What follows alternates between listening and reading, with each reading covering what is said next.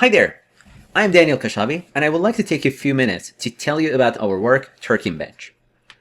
As you know, there is growing excitement around building web agents that can accomplish a variety of tasks by interacting with web browsers. Naturally, an essential step for making progress in this area is to develop reliable and comprehensive evaluation frameworks. As you may know, there are some prior benchmarks that have attempted to tackle this challenge, and I've highlighted them on this slide. But then you might be wondering, why aren't these existing benchmarks sufficient? And the answer to this question is similar to what we have seen in other areas of NLP. Benchmarking is inherently difficult. As we continually develop more realistic and comprehensive benchmarks in NLP, we face similar challenges with web agents, because most existing benchmarks, they make assumptions about types of web pages or the type of tasks that they would evaluate.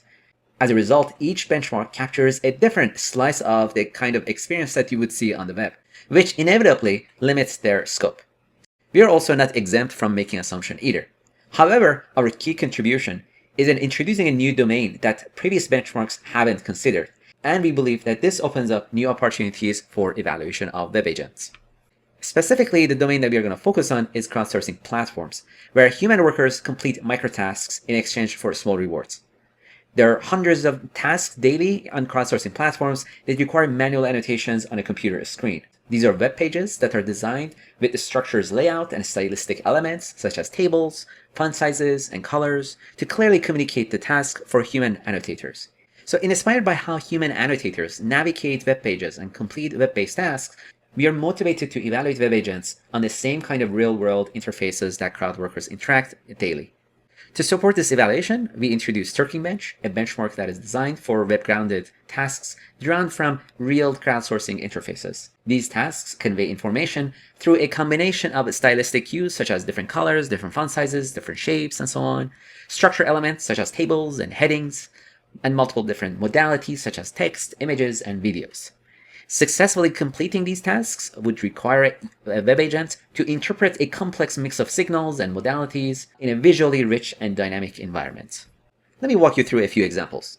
In this example, on top of the page, you see that there is detailed instructions that the web agent needs to read and understand. Furthermore, notice that certain information are highlighted in bold. This means that these information are important, and naturally, your web agent should also pay attention to such formatting cues. As we scroll down, we come across examples that demonstrates how the task should be completed. Notice the tabular structure of this page. There are 3 distinct columns, each representing different types of information, and also each blob within these columns, they have different colors, signaling different semantics behind them. Finally, if you scroll down a bit further, we reach to the actual task, where the annotators are presented with text boxes that need to be filled out one by one according to the examples that we saw on the top of the page. Let's look at a different example. On top of the page, again, you see there's detailed instruction that the agent needs to read carefully, but here you see that the stylistic cues are actually different. There are more color codings, there are bullets, other bold strings, and all of these carry important information about the nature of the tasks. It is only by understanding all of these cues and remembering them and applying them appropriately for the annotation that the web agent can solve these tasks. If you scroll down, we see that the input consists of an image with bounding boxes around objects and humans. Then annotator is required to answer a series of questions guided by the instructions provided at the beginning of the tasks. Okay, so at this point, I've shown you 2 example tasks, and these were just 2 example tasks that I highlighted from our benchmark. TurkingBench includes over 100 tasks. The majority of these tasks are drawn from real crowdsourcing projects conducted by us or our collaborators over the years. Each task consists of 3 core components: a web template with detailed instructions, input variables, and a field for output entries by the crowd workers, or in this case, the web agents. Second, specific input values used to instantiate each task's inputs. And third, ground truth output labels that were originally annotated by crowd workers, and here we are going to use them to evaluate web agents. Here I am showing a few statistics of our benchmark. As you can see, TurkingBench includes 158 tasks and a total of 36,000 input-output instantiations. The figure below is also showing the distribution of the input field type across our benchmark. The most common input field is checkbox, which makes sense given its typical use for questions with multiple choice options. Now that you have seen what's inside our benchmark, let's talk about how a web agent would interact with the web in the context of our framework. To facilitate the interaction with the tasks in our benchmark, we have developed a library of actions, or tools, that allow the web agent to perform various operations on a web page. As a result, building a web agent becomes a matter of sequencing these tool calls appropriately to complete a given task. In case you're curious about the overview of our framework, here I'm going to give you a big picture. We start by loading the tasks into Turkle. Turkle is an open source library that replicates Amazon Mechanical Turk. These tasks are then rendered in web browsers using Selenium, which we use for accessing and making calls to the web pages. To handle evaluation and interaction, we have built a library with two components, the evaluator and the actuator. The evaluator iterates over each task and its instances, providing the agent with the URL and the instance ID, and expecting a response in the form of a sequence of actions that we discussed in the previous slide. The actuator, which includes the set of tools that I showed earlier, then executes these actions on the web page, modifying its content accordingly. Once the execution is complete, the evaluator retrieves the values entered in the relevant fields from the web pages and compares them to our ground truth annotations provided by human crowdworkers. Let's look at a few evaluations.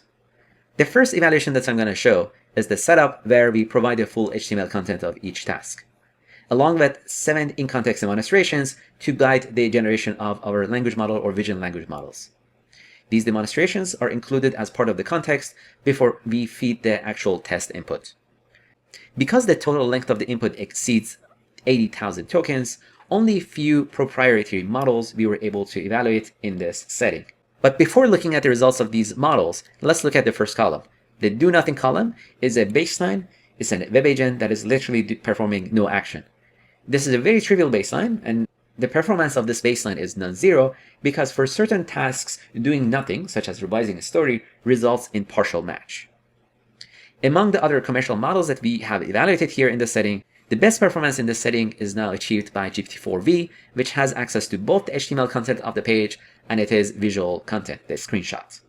This is a significant improvement over our trivial baseline. Still, even with this impressive result, there is a notable gap between the performance of these models and the nominal upper bound for this benchmark. We also evaluate a broader range of models for a setting where each model is given a condensed version of page HTML content. In this setup, the input includes just a few neighboring lines of HTML immediately above and below the input field where the model is currently working on. This significantly reduces the context window to around 5 to 10K tokens, making it feasible to benchmark open weight models in this setting. Interestingly, in this setting, we see that certain open weight models perform competitively with GPT-4. In particular, Qwen 2 shows strong results, very competitive compared to GPT-4's performance. We also looked into model performance across different input fields. While the overall trends are similar across different models, some interesting differences emerged. One notable finding that we didn't know how to quite explain is that GPT-4's performance is lower on text input fields compared to other models. But because the dataset is skewed toward checkboxes, in the overall performances, GPT-4 is still performing strongly compared to other models. This complementarity also suggests an opportunity for building hybrid approaches where models specializing in specific input types could be combined to improve the overall accuracy. Before I end, you might also be wondering, how hard is it to add your own solver to our benchmark? The good news is it is not difficult. It is actually quite easy. All that you need to do is to create a Python class that extends our baseline class. This way you can fetch the inputs. This may be HTML content or the screenshots of the page, and then return the appropriate sequence of actions in order to solve the task. And that's it. Our evaluation is going to receive your choice of actions and it's going to evaluate your system for you. So the overall evaluation is actually quite easy. Let me summarize everything. We are quite motivated by observation that crowdworkers have this remarkable ability to solve a variety of challenging tasks only through the interface of web pages. These tasks are versatile, they're challenging, and the evidence to their challenging nature is that people are willing to pay for it. Inspired by this, we introduced TurkingBench, a benchmark of various web-based tasks in order to support and motivate the further evaluation of web-based agents. Our benchmark is public, you should give it a try, and let us know what you think about it. Last but not least, I want to emphasize that the goal of this research is not to replace humans, but rather to augment them. By having AI system within the loop of human annotations, we can free up crowd workers' time from easy problems so that they can focus on more challenging annotation tasks and improve the quality of crowdsourcing. With that, I thank you for your attention.